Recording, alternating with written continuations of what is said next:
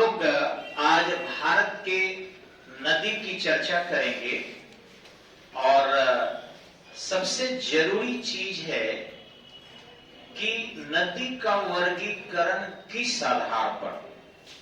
तो ध्यान रखेंगे, कई तरीके से भारत के नदी को बांटा जाता है या विश्व के नदी को भी हम बांटते हैं। सबसे पहले कि नदी को उसके बहाव काल, ध्यान रखिएगा, नदी का जो फ्लोइंग टाइम होता है उस बहाव काल के आधार पर दो भागों में बांटते हैं। एक वह नदी जो सालों भर बहाव करती है और दूसरी वह नदी जो वर्षा के जल की पूर्ति होने के समय बहाव करती है। तो जो नदी सालों भर बहाव करती है उसे सदा प्रवाही नदी कहा जाता है, और जो नदी साल में कुछ दिनों तक बहाव करती है उसे मौसमी नदी कहते हैं। यानी भारत में बहाव के आधार पर, बहाव काल के आधार पर नदी को दो भागों में बांटते हैं, सदा प्रवाही नदी और मौसमी नदी। अब सदा प्रवाही नदी को वर्ष भर जल बहाव करने के लिए न्यूनतम वर्षा के बाद भी जल की पूर्ति होना आवश्यक है, जिससे वो हौले हौले ही, धीरे धीरे ही अपने बहाव को जारी रख सके। और इसके लिए जरूरी है कि उस नदी का उद्गम स्थल किसी उच्चावच के झरनों पर हो, झरनों से हो और विशाल झरना हो, जिससे जल कभी कम न हो। दूसरा कि किसी ऐसे पहाड़ से हो जहां विशाल हिम शैलखंड हो जो पिघलता रहे और उसकी पूर्ति होती रहे। तीसरा हो सकता है कि कुछ ऐसे पर्वत हो जिसमें आंतरिक जल संचय करने की स्थितियां हो। ऐसे पानी अगर उसको पूर्ति ही नहीं होगा तो फिर बहाव कैसे करेगा। तो इस तरीके से वो स्थिति भारत में है। भारत के ठीक उत्तर में, उत्तरी सीमा पर विश्व के सबसे ऊंचे पर्वत श्रृंखला, ध्यान रखिएगा, एंडीज पर्वत जो है, जो दक्षिणी अमेरिका में है, वह विश्व का सबसे लंबा पर्वत श्रृंखला है, लेकिन ऊंचा नहीं। विश्व का सबसे ऊंचा पर्वत श्रृंखला पूरे धरती का भारत के ही उत्तरी सीमा पर हिमालय है। और आप जानते हैं कि पृथ्वी सतह से जैसे जैसे ऊंचाई बढ़ती है ताप कम होते जाता है, और प्रत्येक 165 मीटर सतह से ऊपर जाने पर 1 डिग्री सेल्सियस टेम्परेचर डिक्रीज हो जाता है। पृथ्वी सतह से 165 मीटर ऊपर जाएंगे तो 1 डिग्री, यानी कि 330 मीटर जाएंगे तो 2 डिग्री कम हो जाएगा। तो इस तरीके से हिमालय की ऊंचाई 8,850 मीटर एवरेस्ट चोटी का है, यानी लगभग 9 किलोमीटर। अगर 150 मीटर और बढ़ा दिया जाए तो 9 किलोमीटर हो जाएगा। 8,850 मीटर एवरेस्ट की ऊंचाई है। और अगर एवरेज लें तो हिमालय के जो उत्तरी है, जिसको ट्रांस हिमालय कहते हैं, इसकी ऊंचाई 6,000 मीटर है, यानी 6 किलोमीटर। अब सोचिए कि जिस 6 किलोमीटर पर बादल बनता है, स्तरीय मेघ जो है, ये आपका 6,000 किलोमीटर पर ही बनता है। सॉरी, 6 किलोमीटर पर, अर्थात 6,000 मीटर पर। अब 6 किलोमीटर पर जो स्तरीय मेघ बन रहा है और घनघोर वृष्टि करता है। सबसे ज्यादा वर्षा आपके स्तरीय मेघ से होती है, कैलीफ्लावर क्लाउड और पछाव मेघ से बहुत कम। पछाव मेघ से तो नगण्य नहीं होती है वर्षा एकदम। कॉलीफ्लावर से सीमित क्षेत्रों में, कॉलीफ्लावर क्लाउड से, जिसको कपासी मेघ हम कहते हैं, और स्तरी मेघ जो काली घटनारे एकदम दिन को रात कर देता है, इसकी ऊंचाई 6 किलोमीटर ही होती है एवरेज। अब हिमालय की ऊंचाई भी 6 किलोमीटर है एवरेज। तो बादल के लगभग ऊंचाई जब हमारे हिमालय की है तो पानी का कैसे कमी होगा, आप सोचिए। तो इस तरीके से हिमालय के ऊपरी भाग, नाम भी ठीक पड़ा है, हिम का घर। अगर इस संसार में उच्च अवच पर कहीं ज्यादा हिम है तो वो हिमालय में ही है। उत्तरी ध्रुव पर भी हिम है, दक्षिणी ध्रुव पर भी हिम है, इसकी कमी नहीं है, लेकिन इतने उच्च अवच पर नहीं है, इतने हाइट पर नहीं है।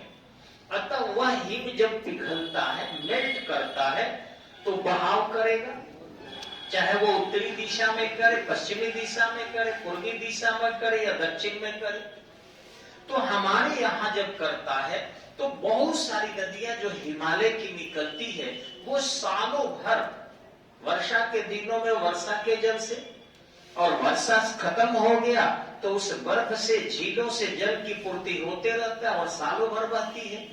जिसके अंतर्गत आपका अगर भारत में देखें कि भारत से होकर गुजरने वाली सदा प्रवाही नदी कौन कौन सी है, तो उसमें आपको है सिंधु, सतलज, ब्यास, रावी, गोमती, जमुना, गंगा, ठीक इसी ढंग से गंडक, सरयुग, ब्रह्मपुत्र, ये सब भारत कहीं न कहीं से भारत से आकर बहती है। अब ये सारी नदियां जो है ये सब के सब हिमालय से निकलती है, अलग अलग स्थानों से। अभी हम आपको मैप पर ये सब दिखाएंगे भी, बताएंगे भी। सीधे मैप पर आ जाएं तो इसका मतलब है कि शिक्षक को जानकारी नहीं है और बच्चे लोग जो है थोड़ा सा उतने नहीं पढ़ पाएंगे। पहले समझा देना चाहिए, इसलिए मैं ऐसा कर रहा हूं। आगे देखेंगे, वे नदियां जो किसी कारणवश केवल वर्षा के जल को प्राप्त करके बहती है, वह नदी मौसमी नदी है। वर्षा का जल समाप्त तो नदी में जल रहेगा, लेकिन कई जगह पर लोग आसानी से आर पार होता है, चूंकि सूख जाते हैं, मार्ग उनका बहाव का अवरुद्ध हो जाता है, तो वो सदा प्रवाही नदी नहीं कहलाते हैं, मौसमी नदी कहलाते हैं। दक्षिण भारत की समस्त नदियां, लगभग समस्त नदियां मौसमी नदी है। यह राजस्थान की नदी, ये सब मौसमी नदी है, क्योंकि वहां जल की पूर्ति सालों भर नहीं हो पाता है। अब रहा, ये तो दो भाग है, सदा प्रवाही नदी और मौसमी नदी। दो तरीके और से बांटते हैं, एक आपके पूर्व दिशा में गिरने वाली नदी और पश्चिम दिशा में मिलने वाली नदी, गिरने वाली नदी। तो जो नदी पूर्व दिशा की ओर गिरती है वह सब बंगाल की खाड़ी में जाती है, और जो नदी पश्चिम दिशा में गिरती है वो सब अरब सागर में जाती है। कुछ तो हमारे ही देश होकर जाती है और कुछ हमारे पड़ोसी देशों में प्रवेश करके गिरती है। जैसे सतलज है, तो सतलज मेरे देश में बहाव करती है, लेकिन बाद में सिंधु में मिल जाती है और सिंधु पाकिस्तान होकर अरब सागर में। ठीक इसी ढंग से गंगा हमारे देश की सबसे लंबी नदी है, लेकिन हमारे देश के बाद चली जाती है बांग्लादेश में, और बांग्लादेश में ब्रह्मपुत्र से मिलकर और फिर जाकर बंगाल की खाड़ी में गिर जाती है। गंगा की बहुत सारी सहायक नदियां हैं, इसी ढंग से सिंधु की भी बहुत सारी सहायक नदियां हैं। तो ये हम देखते हैं कि सदा प्रवाही नदी की दशा है। दक्षिण भारत में हम देखते हैं तो जो पश्चिम दिशा में नदी गिरती है, अक्सर वो नदी अपने साथ बहुत कम अवशिष्ट को बहाकर ले जाती है। अब अवशिष्ट को कम बहा के अगर ले जाएगी तो वहां जो है उस अवशिष्ट के ढेर को खारा नहीं करेगी, अर्थात डेल्टा का निर्माण नहीं करेगी, या ले भी जाए और वेग उसका बहुत तेज हो तब भी बहा के समंदर में डाल देगी। तो इस तरीके से उनके मुहाने पर अवशिष्ट स्टोर नहीं होगा तो डेल्टा नहीं बनेगा। आपको पता है कि भारत की अवशिष्ट लेकर जाने वाले भी दो महत्वपूर्ण नदियां, एक नर्मदा है, एक ताप्ती है, जो एस्चुरी का निर्माण करती है, अर्थात डेल्टा का निर्माण नहीं करती है। उसके मुहाने पर कुछ चीजें उठता भी होगा तो इतने ऊपर से वेग से बहती है कि समंदर में फेंक देती होगी। तो कई बार आता है कि भारत की कौन सी नदी है जो एस्चुरी का निर्माण करती है, तो ये हो जाएगा नर्मदा और ताप्ती। ये पश्चिमी दिशा में गिरती है। पश्चिमी दिशा में गिरने वाली नदी भी 4 महत्वपूर्ण है, और छोटी छोटी तो बहुत होगा, जिसमें आपकी नर्मदा है, तापती है, लूनी है, केरल की इरावदी नदी है। तो इस तरीके से आप देखेंगे कि ये जो नदियां हैं जो बहाव करती है, वो शरावती नदी है केरल की, तो जो बहाव करती है उसमें लूनी नदी जो है ये आपके राजस्थान के माउंट आबू से निकलती है और रेगिस्तान में जाकर ये छुप जाती है, लेकिन बारिश के दिनों में ये अरब सागर तक चली जाती है। ठीक इसी ढंग से 2 महीना ये अरब सागर में जाती है और 10 महीना राजस्थान के रेगिस्तान। तो इस ढंग से मौसमी हो गई पश्चिमी दिशा में भी। ठीक इसी ढंग से अगर देखते हैं नर्मदा और ताप्ती, तो चूंकि इनका अमरकंटक से निकलती है, नर्मदा इनके जल की पूर्ति काफी होता है, अतः ये बहाव करते रहती है। पूर्व दिशा में उसी अमरकंटक से निकलने वाली सोन है जो पाटलिपुत्र में आकर गंगा में मिल जाती है। लेकिन दक्षिण के नदियों को देखें, अगर हम कावेरी को देखें, गोदावरी को देखें, कृष्णा को देखें, तुंगभद्रा को देखें, तो ये सारी नदियां करीबन कोई नदी 8 महीना, कोई 10 महीना, सालों भर ये अपने बहाव मार्ग को नहीं बना के रखती है। इसके पीछे कारण है कि शुद्ध जल की पूर्ति इसमें सालों भर नहीं हो पाती है, और इस ढंग से वहां पर डैम बनाकर जल को रोक कर रखा जाता है ताकि लोगों को जल की पूर्ति किया जा सके, सिंचाई हो सके, पीने की पानी की कहीं कोई किल्लत न हो सके। अब थोड़ा सा हम मैप पर देखेंगे कि कौन सी नदी कहां से निकलती है और किस तरीके से चलती है। सबसे पहले हम आते हैं ये उत्तर भारत की नदियों के यहाँ, और सबसे महत्वपूर्ण सबसे पहले देखेंगे ये जो एरिया है आपका, ये कैलाश मानसरोवर का क्षेत्र है। और इस कैलाश मानसरोवर जो सबसे ऊंचा झील है, विश्व का ऊंचा झील नहीं है, भारत के लिए मैं कह रहा, यहाँ से 3 महत्वपूर्ण नदी निकलती है। एक नदी आपको ये जो है सिंधु नदी के नाम से जानी जाती है, ये नदी जो है आपकी सिंधु नदी है। इसकी लंबाई लगभग 2889 किलोमीटर, ध्यान रखेंगे, आपके किताबों में दे देता है 2900 किलोमीटर, ये बुक में देता है। तो अगर एग्जाम में ये ऑप्शन आता है तो ये सही मार देंगे, लेकिन दोनों अगर ऑप्शन में आता है तो इसको ज्यादा सही मारेंगे, क्योंकि ये एवरेज निकाला गया है, ये अनुमानित जो है ऐसे ही निकाल दिया गया है। यहीं से एक नदी निकलती है सतलज, जो आपके ऐसे आकर और फिर यहाँ पर मिल जाती है सिंधु में। ये नदी जो है आपका सतलज नदी है, ये भी कैलाश मानसरोवर से निकलती है और जाकर मिल जाती है सिंधु में। ध्यान रखेंगे कि इस सिंधु नदी का जो है 90% जल का प्रयोग पाकिस्तान करता है।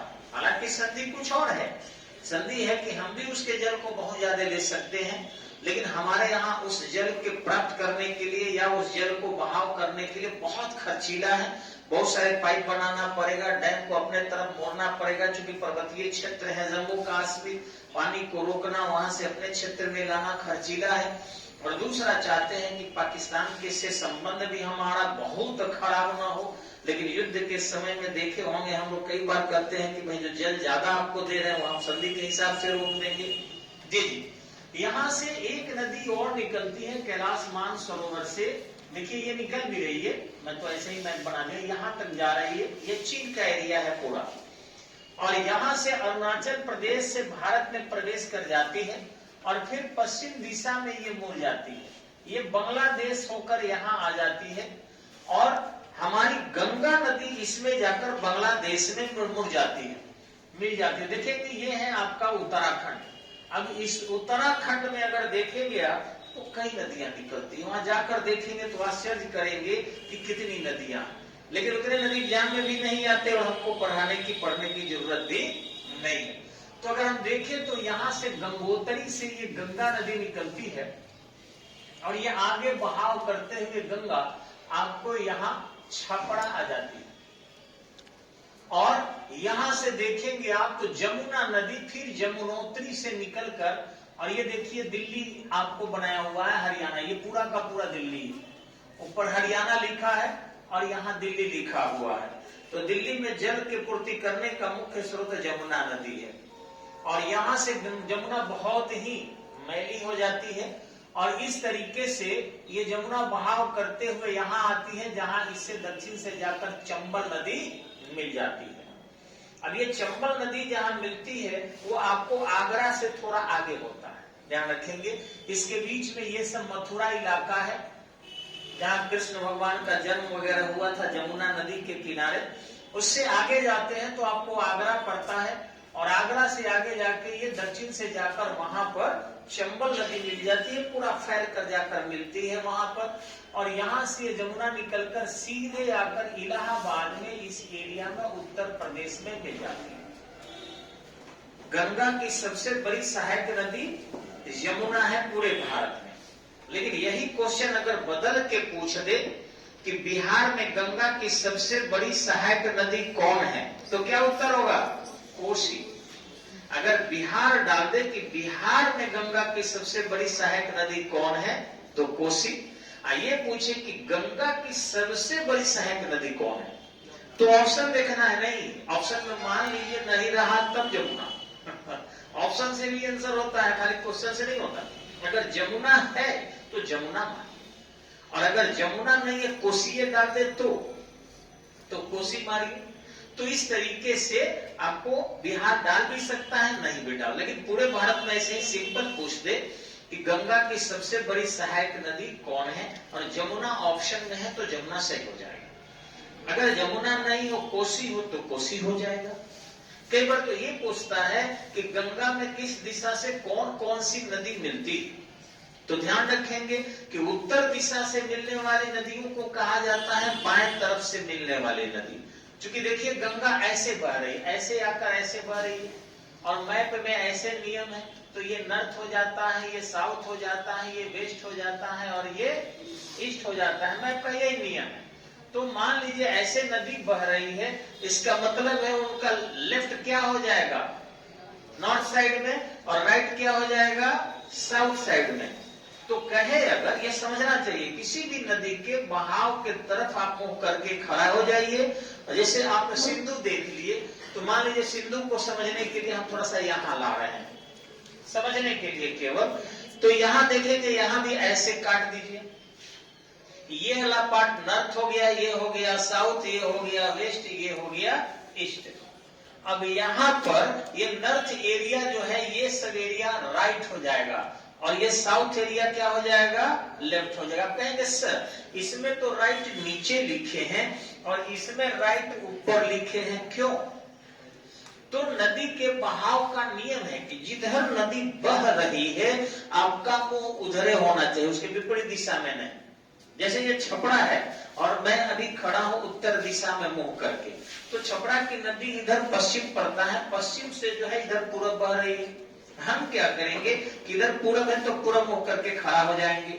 अब इधर का मेरे दाहिना हाथ वाला गंगा का राइट एरिया हो गया और गंगा आइए मेरा लेफ्ट वाला लेफ्ट हो गया। तो गंगा में जो इधर से मिलेगा, इधर बहाव है, तो ये सब होगा कि गंगा के बाएं तरफ से मिलने वाली नदी। तो देखिए आपको गंगा अगर ऐसे बह रही है तो पूरा का पूरा ये सब एरिया जो हो जाता है वो लेफ्ट हो जाता है। गंगा के उत्तर वाला एरिया क्या हो जाएगा? लेफ्ट हो जाएगा, क्योंकि गंगा का मुंह इधर पूरब दिशा में है। देखिए ये मैंने पूरब बनाया है, तो ये लेफ्ट हो जाएगा और ये एरिया सब क्या हो जाएगा? राइट हो जाएगा।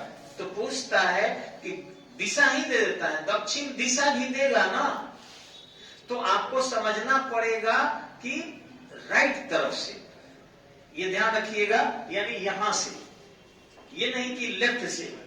और अगर पूछे कि बाएं तरफ से तब क्लियर होइएगा, दाएं तरफ से तब क्लियर होइएगा। दाएं कहे तो ये एरिया राइट, लेफ्ट कहे तो लेफ्ट, लेकिन दक्षिण दिशा कहे तो ये हो जाएगा और उत्तर दिशा कहे तो ये हो जाएगा। मैप कभी बदलता नहीं है, ध्यान रखिएगा। तो इधर पूछे कि गंगा में बाएं से, तो बाएं में ये हो गया ना, दाएं हो गया, हाँ ये दाएं हो गया और ये बाएं हो गया, ठीक है। तो बाएं दाएं ऐसे करेंगे, लेकिन उत्तर दिशा से कहे तो कभी भी उत्तर दिशा नॉर्थ साइड यही होगा, साउथ साइड ये होगा। दिशा बहाव के कारण नहीं बदलता है, ध्यान रखिएगा, लेकिन दायां बायां बदल जाता है। अभी मेरे जैसे ये बगल में बैठे हैं, तो मेरा ये बायां हाथ है, ये मेरा दायां हाथ है, तो मेरे बाएं तरफ बैठे हैं, लेकिन मैं अगर इधर हो गया तो मेरे किधर हो गए, दाएं हो गए। लेकिन ये मेरे अगर दिशा के आधार पर इनको देखें तो इस जगह के दिशा के आधार पर ये पश्चिम में है, तो मैं किधरों घूम जाऊंगा मेरे कहां पड़ेंगे, ये पश्चिम। इधरों हो जाएंगे तो मेरे कहां है, पश्चिम में। इस जगह के किधर है, पश्चिम। लेकिन मेरे हाथ के सापेक्ष लिया जाए या मेरे बॉडी के सापेक्ष लिया जाए तो मेरे घुमाव के आधार पर इनकी दिशा बदल जा रही है। तो वैसे नदी के आधार पर दिशाएं बदल जाती है, हमेशा ध्यान रखेंगे। समझ में आया होगा मेरे हिसाब से? घुमाइए तो चेहरा तरफ देखिए, देखो समझ पाया है? लाइट थोड़ा उधर कर दीजिए। सही में समझ में आया है आप लोगों को कि केवल बस जो भी कैमरा है लोग देख रहा है तो सोच रहे कि हाँ कह दे। Left and right for river and left of right for map, दोनों समझ गए? ध्यान रखेंगे कि मैप में लेफ्ट राइट नहीं होता, मैप में लेफ्ट राइट, ईस्ट होंगे वेस्ट होंगे नॉर्थ होंगे साउथ होंगे, ईस्ट होंगे वेस्ट होंगे नॉर्थ होंगे। लेकिन जब कोई व्यक्ति हो जाता है, कोई नदी हो जाती है, कोई वस्तु हो जाता है, तब जाके लेफ्ट एंड राइट होता है, ये ध्यान रखना है। कभी भी भूगोल में दायां बायां नहीं होता है, उसमें दिशा होता है, ठीक है? तो इस ढंग से अगर ये कहें कि उत्तर दिशा से मिलने वाली नदी, तो उत्तर से आपका आती है, इधर से देखिए ये गोमती नदी आकर मिल रही है, ठीक इसी ढंग से सरजू नदी आकर मिल रही है, ठीक इसी ढंग से गंडक नदी सोनपुर में मिल रही है, इधर से कोसी नदी आकर मिल रही है, इधर से ब्रह्मपुत्रा नदी आकर मिल रही है। ये उत्तर दिशा से हुआ। कहां से हुआ? उत्तर दिशा से हुआ। लेकिन अगर पूछे कि गोमती, कोसी, घघरा, गंडक और ब्रह्मपुत्रा गंगा के किस तरफ से मिलती है? आप बाएं तरफ से। तब समझ गया, मैं कामयाब हो गया कि आप लोग समझ गए। तरफ हो जाए तो बाएं तरफ, दिशा हो जाए तो उत्तर दिशा। क्लियर? बाप रे, कामयाब हो गए, चलिए अच्छा लगा। अब हम इधर से देखते हैं, तो इधर से जो नदी आकर मिल रही है वो क्या है? जमुना। जमुना। उसके बाद देख रहे हैं चंबल भी इधर से जा रही है, लेकिन चंबल जमुना की सहायक नदी है। इधर से देख रहे हैं पटना में अगर आते हैं तो सोन नदी। पटना में अगर कौन सी नदी मिलती है? सोन नदी। तो अगर पूछे कि सोन नदी किस दिशा से मिलती है या जमुना नदी किस दिशा से मिलती है, तो क्या उत्तर होगा? दक्षिण दिशा से। दक्षिण दिशा सवाल था कि गंगा की सहायक नदी जमुना किस दिशा से मिलती है? दक्षिण दिशा से। और किस तरफ से मिलती है? दाहिने तरफ से। चलिए, मैं कामयाब हो गया, अच्छी बात है। अब रही बात, तो इतना जब आप समझ गए तो अब हमको ज्यादा मेहनत करने की जरूरत नहीं है। और फिर चलते हैं हम लोग थोड़ा सा इनको बताने के लिए। दो चीज मैंने क्लियर किया कि भारत की नदी में हो जाएगा ब्रह्मपुत्रा सबसे लंबी नदी है, जो आपके यहाँ से ये आ रही है और यहाँ से आकर यहाँ मिल जा रही है। तो इनकी लंबाई हो गई लगभग 2900 किलोमीटर या 2890 किलोमीटर पूरी। ये मैक्सिमम चीन में बढ़ती है, भारत में थोड़ा सा बढ़ती है। और अगर ये ऑप्शन नहीं हो तो यहीं से आने वाली, ये पाकिस्तान होकर गिरने वाली 2889 किलोमीटर, या अगर नहीं चाहिए तो इसका भी 2900 किलोमीटर। ये किलोमीटर के डिफरेंस से सबसे बड़ी लंबी नदी कौन सी हो जाती है भारत की? की लगाए तो अभी बार बार मैं कह रहा हूं। और भारत में बहने वाली सबसे नदी, तो ये अगर आप गंगा लेते हैं तो इसकी लंबाई हो जाती है 2070 किलोमीटर इन इंडिया, और टोटल हो जाता है 2510 किलोमीटर। ये किसकी लंबाई है? गंगा की। ये गंगा की इंडिया में लंबाई है, ये ध्यान रखिएगा, 20 से 70 किलोमीटर। गंगा की लंबाई 20 से 70 किलोमीटर इंडिया, और 2510 किलोमीटर आपको पूरी लंबाई है। आपके एनसीईआरटी में यही दिया है, एनवीटी में यही दिया है, लुसेंट और एसपीडी वगैरह 25 से 25 दिया है, वो भी मैं जानता हूं, लेकिन उनको बताने की जरूरत नहीं है।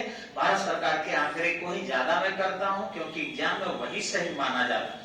हाँ, अगर ये ऑप्शन न रहे तो आसपास के जो रहे वो मार देना है। कई बार क्वेश्चन सेंटर बिहार के एग्जाम में लुसेंटे को ले लेता है, या पहाड़े को ले लेगा, उकारे को ले लेगा, और यहाँ किसी का को ले लेता है। लेकिन अगर एनसीईआरटी को माना जाए तो ये ज्यादा आपका करेक्ट है, ये ध्यान रखना है। अब देखते हैं कि यहाँ देखिए कि ये सवाल पूछ दे कि केवल भारत में बहने वाली सबसे लंबी नदी, केवल भारत में बहने वाली सबसे लंबी नदी, तो आपका हो जाता है ये गोदावरी। देखिए यहां से आती है गोदावरी और यहाँ गिर जाती है। इनका 1465 किलोमीटर लंबाई, केवल भारत में बहने वाली है, ध्यान रखेंगे, क्योंकि ये किसी देश में नहीं जाती है। और ये महाराष्ट्र के, देखिए महाराष्ट्र लिखा हुआ है, महाराष्ट्र के त्र्यंबकम पहाड़ी से निकलती है। महाराष्ट्र में एक नासिक जिला है और वहीं पर एक त्र्यंबकम पहाड़ी है, जहाँ 3 देवता है, ब्रह्मा विष्णु महेश। उसी त्र्यंबकम पहाड़ी से थोड़ा थोड़ा जल का स्रोत बहते रहता है, और धीरे धीरे अन्य नदियां इसमें मिलकर और फिर ये दक्षिण भारत की सबसे लंबी नदी यही हो जाती है। भारत, केवल भारत में बहने वाली भी लंबी यही, और प्रायद्वीपीय भारत के बीच, प्रायद्वीपीय भारत यहाँ से हम काटते हैं, आपको शायद आश्चर्य करेंगे कि दक्षिण भारत कहते हैं 22 डिग्री नॉर्थ चैनल से नीचे हो गया तो दक्षिण भारत, और ऊपर हो गया तो नॉर्थ इंडिया। 22 डिग्री से नॉर्थ 23.5 डिग्री, 23.5 डिग्री से कर्क रेखा गुजरती है। लेकिन 22 डिग्री उत्तरी अक्षांश के नीचे वाले स्टेट को हम लोग बोलते हैं दक्षिण भारत, उसके ऊपर वाले को बोलते हैं उत्तर भारत। एकदम ज्योग्राफी में ये फाइनलाइज कर दिया गया है कि 22 डिग्री उत्तरी अक्षांश से नीचे के जो भी क्षेत्र है वो दक्षिण भारत कहलाएगा, और 22 डिग्री से ऊपर के जो है उसको उत्तर भारत कहलाएगा। ठीक इसी ढंग से पूर्वी और पश्चिमी का भी वर्गीकरण कर दिया गया है। 82.5 डिग्री, ठीक है, पूर्वी देशांतर रेखा के पूर्व को पूर्वी भारत और पश्चिम को पश्चिमी भारत, अगर 2 भागों में बांटेंगे तो 82.5 डिग्री पूर्वी देशांतर रेखा के पूर्व को पूर्वी भारत और पश्चिम को पश्चिमी भारत कहा जाता है। 82.5 डिग्री भारत का स्थानीय समय मानक रेखा है, जिसको हम लोग क्या कहते हैं, हाँ ना, ग्रीनिच मीन टाइम लंदन से 0 डिग्री देशांतर रेखा को कहते हैं।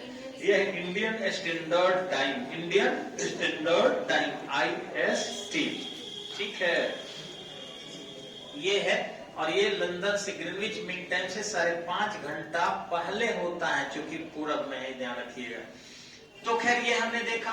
अब रही बात आपको कि जो ये 2 नदियां यहाँ से निकलती है, आप देखेंगे मध्य प्रदेश से एक नदी जो नर्मदा है यहाँ आकर गिर रही है, और ताप्ती नदी भी जो है आपका यहीं से निकलते हुए, और फिर ताप्ती थोड़ा ऊपर से आती है। देखिए हाँ ये नदी है, थोड़ा इसको हम हटाकर बनाएंगे तो थोड़ा ज्यादा साफ आप देखिएगा। चलिए यहाँ से दूसरे कलर लेते हैं हम। तो देखिए ये ताप्ती नदी है आपका, ये देख रहे हैं, ये ताप्ती नदी जा रही है और ऐसे ऐसे आपका ये निकलती है। और नर्मदा नदी जो है आपका, ये दोनों जो है आपको गिरती है खंभात की खाड़ी में, ध्यान रखेंगे। ये वाला जो खाड़ी है इसको बोलते हैं क, और ये वाला जो खाड़ी है इसको बोलते हैं हम ख। क माने हो गया कच्छ की खाड़ी, और ख माने हो गया खंभात की खाड़ी। तो इस ढंग से ऊपर को और नीचे ख, ये 2 खाड़ियां हैं, एक यहाँ है एक यहाँ है। तो इस ढंग से इसको बोलते हैं हम लोग कच्छ की खाड़ी, और इसको बोलते हैं खंभात की खाड़ी, खंभात की। तो दोनों ही नदी आपको गिरती है आकर खंभात की खाड़ी में, चाहे नर्मदा हो या ताप्ती हो। ये नदी जो है एस्चुरी का निर्माण करती है, और पश्चिम दिशा में हमेशा बहने वाली ये दोनों नदी सदा प्रवाही नदी है, ये पश्चिम दिशा में बनती है।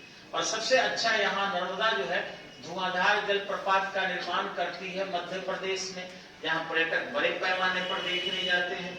लेकिन भारत का सबसे ऊंचा जलप्रपात यह नदी नहीं करती है, बल्कि यहाँ करती है शरावती नदी। अगर आ जाएंगे तो केरल में ये इसको हम लोग जोग जल प्रपात कहते हैं। क्या कहते हैं?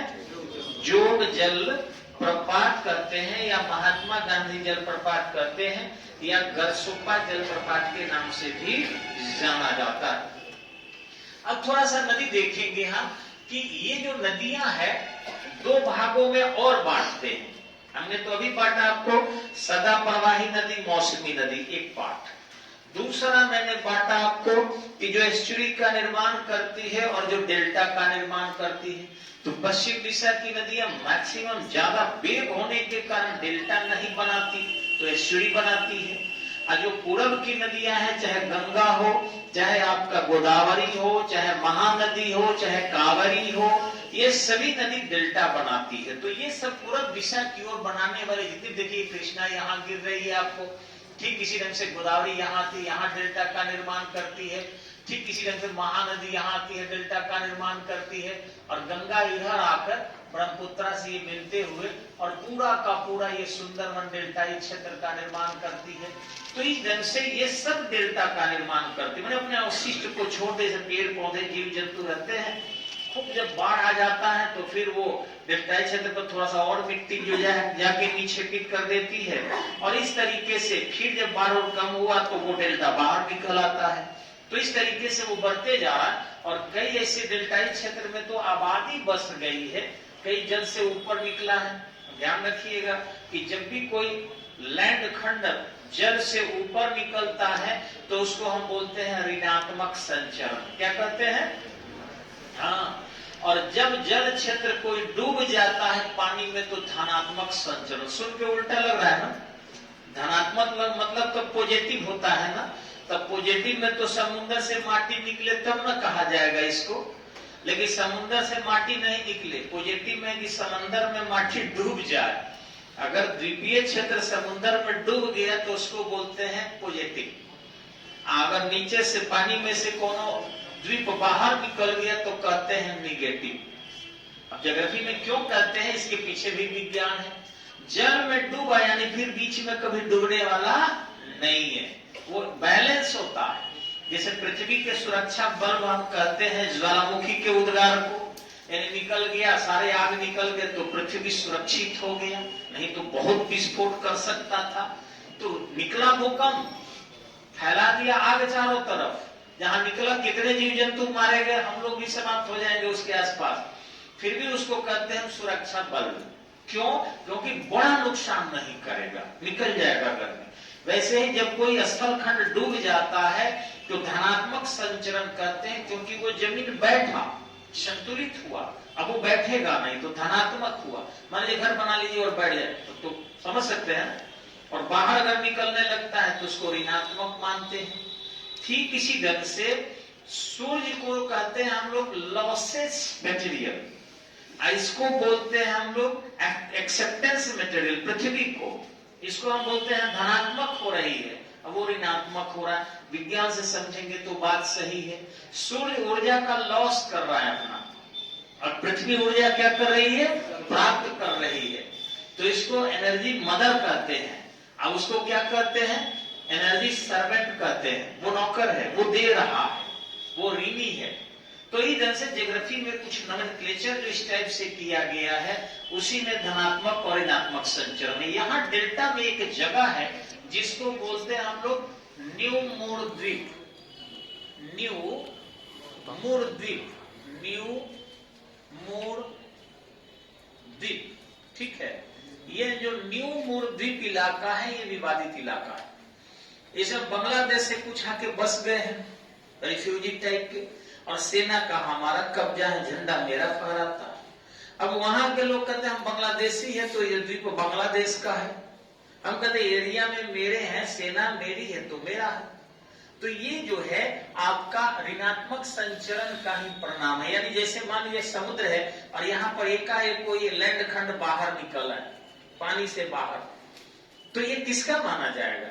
तो जिसका अक्षांश देशांतर के अंदर पड़ेगा वो मेरे अंदर पड़ता है, भारत के अंदर पड़ता है। लेकिन भारत के लोग वहां जाके नहीं बसा, ये बांग्लादेश के मत्स्य आखेट करके यहाँ पर बस गए और वो दावा करते हैं कि ये बांग्लादेश की मेरा है, न्यू मूर द्वीप।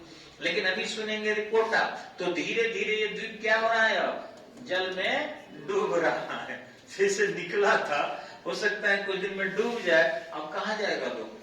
बांग्लादेश कहेगा मेरे यहाँ कहाँ, हम कहेंगे जब तुम बांग्लादेशी थे तुम मेरे यहाँ कहाँ। लेकिन भारत थोड़ा ज्यादा उदार है, आपको पता है, और इस ढंग से भारत कुछ न कुछ कंप्रोमाइज कर ही लेगा। ये लोगों को खुश करना जानता है, सेटिस्फाइड करना जानता है, क्योंकि महात्मा बुद्ध थे, अशोक थे, महावीर थे, ये लोग इस प्रकार के सिद्धांत भारत में दे दिया जिससे भारत अपना कितना हो आर्थिक क्षति कर सकता है, लेकिन वो अपने जो प्रतिष्ठा को बरकरार रखा है उससे कंप्रोमाइज नहीं करता है। तो ये न्यू मूर द्वीप एग्जाम में आता है कि न्यू मूर द्वीप कहाँ है? बंगाल की खाड़ी में। यहाँ पर आपको पता है कि 204 द्वीप है और यहाँ पर कितने हैं? 43 द्वीप है अरब सागर में। तो इस ढंग से ये द्वीप तो खैर निकला है ज्वालामुखी के उद्गार होने के कारण, और अंडमान निकोबार भी उसी टाइप का है। लेकिन ये जो है आपको दो भागों में आपने बांटा।